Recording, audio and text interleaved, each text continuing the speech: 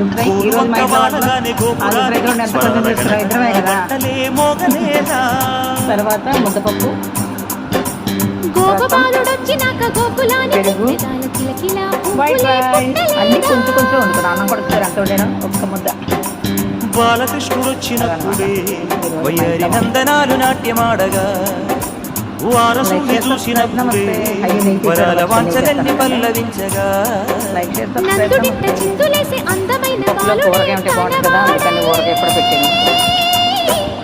తీయమన్నారు ఇప్పుడే తీసాను ఊరగాయ విత్ నెయ్యి వేసుకోండి. ఏం వేసుకుంటారు మీరు? నెయ్యి, ఆవకాయనా? ఆవకాయ ఇదిగో, ఇది నెయ్యి వేసుకోండి. ఇదిగో నేను ఇద్దరం పోతాను కదా. సరే, లైక్, షేర్, సబ్స్క్రైబ్. నమస్తే.